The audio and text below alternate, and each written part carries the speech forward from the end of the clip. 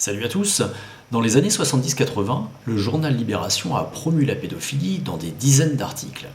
Samedi 21 juin 1981. Câlins enfantins. Benoît et son ami ont les mêmes goûts. Ils aiment les petits-enfants beaucoup. Quand Benoît parle d'eux, ses yeux sombres de pâtre grec s'embrassent de tendresse. Tu as eu des rapports sérieux avec une autre petite fille ? Oui, à 23 ans. Je faisais un cunilingus à une amie.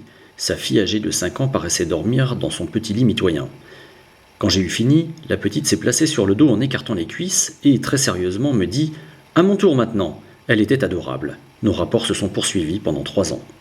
Le 21 janvier 1979, Libération offrait 2 pages complètes à un pédophile notoire. Dans cette tribune exceptionnelle, inespérée pour l'intéressé, Jacques Duguay tente de justifier ses pratiques sodomites sur des enfants. Extrait. Et puis disons les choses comme elles se passent. Il aime ressentir dans son corps le membre viril de celui qu'il aime, d'être uni à lui par la chair. Cela donne de grandes satisfactions. Il a aussi la satisfaction d'être agréable à celui qui le sodomise, qui jouit en lui. Cela lui procure aussi une grande joie, car aimer, c'est aussi bien donner que recevoir. Ouais. Ce dessin montrant une gamine faisant une fellation à un adulte, visiblement inspiré d'une véritable photographie, a été plusieurs fois publié par Libération, dont le jeudi 1er mars 1979. Dans ce numéro un peu spécial, on trouve un article de 3 pages, Les outrages de Libération, qui liste tous les articles faisant l'apologie de la pédophilie publiés précédemment. Apparemment, les journalistes de Libération étaient suffisamment fiers de leur travail pour le republier à nouveau. Directrice de la publication, Zina Rouaba, notez bien ce nom, et directeur, l'inénarrable Serge Julie.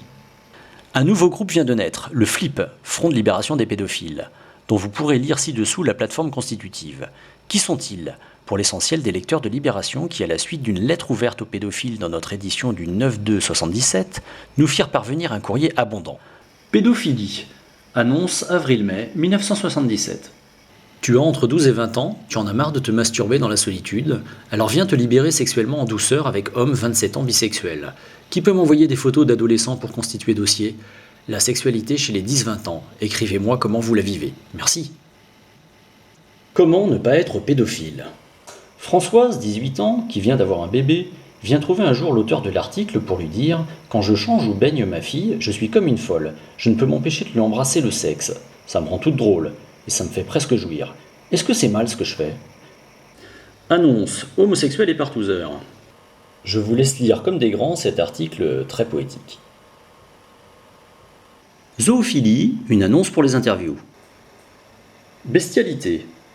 Vous qui avez déjà utilisé, pour baiser, un chat, un chien, un serpent ou une chèvre, un canard ou d'autres espèces rares, écrivez-moi ou téléphonez, je fais une enquête sur les zoophiles heureux, j'aimerais vous interviewer. Jean-Luc Hennig, Libération, 30 rue de Lorraine, 75 019, Paris. Petite parenthèse qui a son importance, il faut savoir que Jean-Luc Hennig a co-signé un ouvrage faisant l'apologie de la pédophilie, ouvrage auquel a participé Luc Rosenzweig, ancien rédacteur en chef du Monde et journaliste à Libération. Il faut bien sûr rappeler que parmi les signataires figure Gabriel Matzneff, un pédophile déclaré et militant, qui dans cet ouvrage, dans un poème enjoué, se vante d'avoir sodomisé un gamin de 12 ans.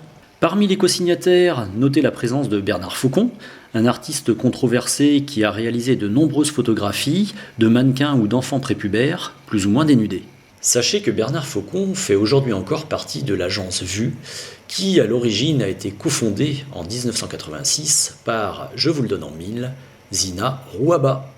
Mais n'allez pas croire que le travail de Bernard Faucon ne se fait relayer que par des radicelles de Libération. Les réseaux d'art contemporain officiels le font très très bien aussi. Petite anecdote croustillante. Depuis la publication de ma vidéo dénonçant ce bouquin dégueulasse, j'ai été contacté par le sociologue Claude Armel. Donc ce monsieur a régulièrement écrit pour Libération, a priori aucun rapport avec la pédophilie, ni dans ses articles, ni dans sa vie. Par contre, j'ai cru comprendre qu'il avait quelques copains-copines un petit peu gênés par ma vidéo. Et donc il a tenté gentiment, on va dire, de me persuader de retirer cette vidéo de YouTube.